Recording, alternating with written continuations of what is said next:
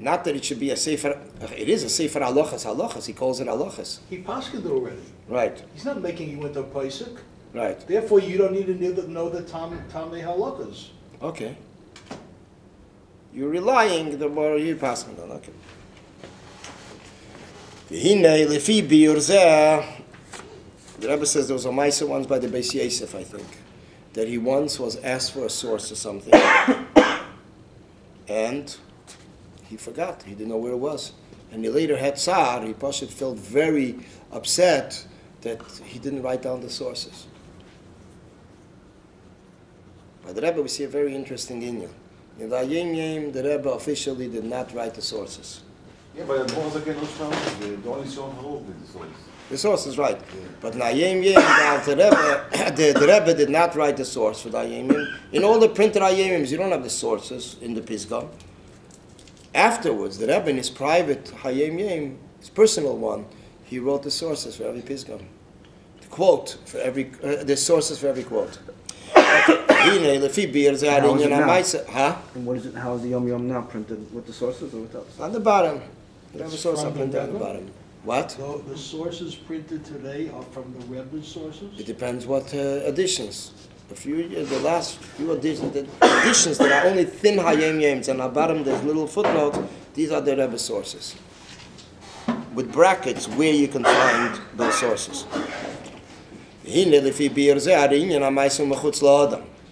According to this explanation, Maisa, doing, deed, is something that's outside of the person. Which means he is doing, he is relating to the world outside of him.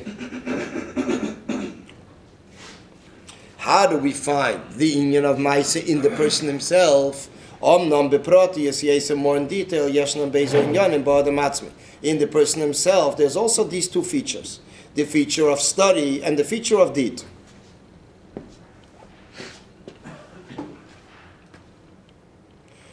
I know where is it? This is in the Avedas Hatfilah, in his service, in his prayer, in his tefillah to Hashem, to the Almighty. Smichas gula l'tefillah shezeu inyan Yosef Yehudah.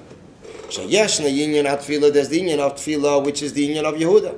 Tefillah so amida, especially the Aveda tefillah, the silent prayer, which is standing. Shetefillah zui betachas habitl.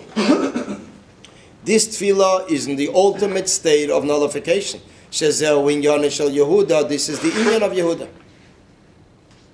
The theme of Yehudah, where do we see it in the name of Yehudah?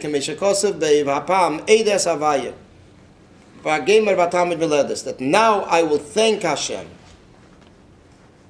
Which Eida means thanking. Eida also means commitment, acknowledgement, and the state of nullification, bittul. He's consenting, he's committing himself to Hashem. Like somebody consents to another, he's nullifying his will to the other one's will. And understanding. That after it was Eida, an inyan of consenting, inyan of state of nullification, commitment, vatamit, so then it was inyan of amida, standing. Because ein amida ela bittul, the inyan of standing represents the state of nullification. How's that? Because pashtus, when a person stands, it shows an inyan of awe, it shows an inyan of respect, it shows an inyan of commitment, it's an inyan of a state, it's like, it's a bittul in front of somebody superior. Ein amida ela bittul. That's why it says Serafim Eimdim. That's where we learn it off. So first we have the inyan of prayer, but before that we have the inyan of Gula. Where do we have the inyan of Gula? We have it in Shemoneh, in davening, in the prayer. First comes the Shema, the reading of the Shema, which ends with the inyan of redemption, Geula from Egypt. And then we speak about Ezra Saviseinu, which speaks again about redemption. And after that we go on to prayer. So this is the connection between prayer and between redemption and prayer, Geula and Tefillah. So where's the learning?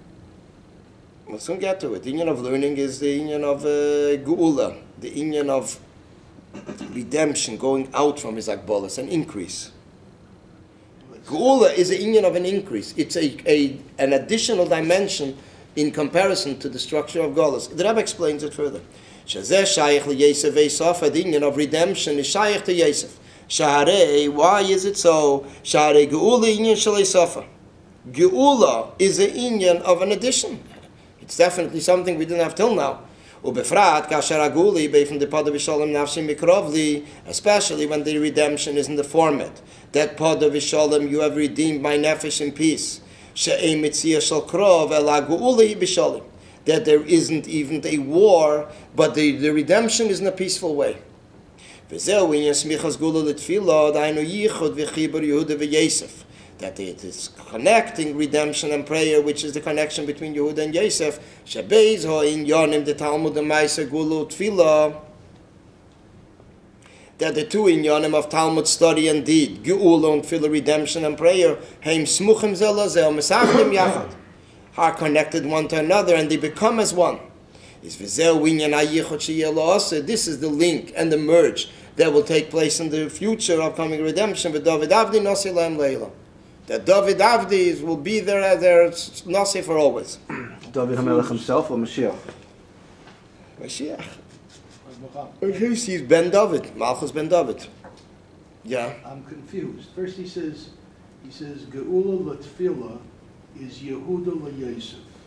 We're also saying Yehudah No, it's Shmon Esrei, which is second, not first. Now, okay. I know this is a separate question. Where is Limud in here? Limud is the inyan of Yehisafe, Geula. Geula is Limud. Limud, That's when a Shmon person Esrei. studies, no, that's Geula, that's Krishma. Kriyashma. Because what is the inyan of Geula? Geula is the inyan of redemption. Redemption means a person uplifts himself higher than his limitations, and which is an increase in comparison to his usual structure. This is the inyan of Geula. Then comes the inyan of Tfilah, the inyan of Bittul, commitment, a state of nullification. This is the inyan of Yehudah. The question is, you have another question, but that's a separate inyan, and if will there be an answer is good, but the question is, how do we connect Geula L'Tfilah if over here it was the opposite? The order is back. The order, right. Yehudah is Tfilah was getting closer to Geula, not that the Geula was getting closer to you. Right. Your Geula is represented by Yosef. Yosef didn't walk over to Yehudah, Yehudah walked over to Yosef. Es ist ein besonderer Inyan. Ich sage dazu, es kann ein schlafen ruhig, er hat vieles nicht haben können. Aber da, I don't see, he should, lass mich dann weiter. Okay, fine. We have to understand, we have to understand the contents of the story. That Yehudah went over to Yosef, because of Kol Prati Divri Yehudah Yosef. That in the pasuk, in the verses described all the details. That he said that my words, your servant is going to say words that should go into your ears. And then he told them all the events that took place till then. What did he have to tell them? All these details. We know it from Parashat Miketz. What did you have to tell them? This happened, this happened. Like by the story of Eliezer, the servant of Avram, the whole Parashat is Huchbala, is doubled, repeated. We also need to understand that after Yehudah spoke with Yosef, so it says Yosef was not able, Yehudah spoke to Yosef, Yosef was not able to compose himself, and he told everybody to leave. Rashi explains why. Because he asked his Binyamin, do you have a brother, do you have children, what are their names, No, that's by the Miketz. But here we're talking about Yigash, how he revealed himself to the brothers. By he revealed himself to the brothers, it says he told everybody to leave, the other people to leave. Told the Mitzrayim to go out of the room. In order they shouldn't embarrass the brothers when... It's here. Huh? It's in Miketz. By Yigash.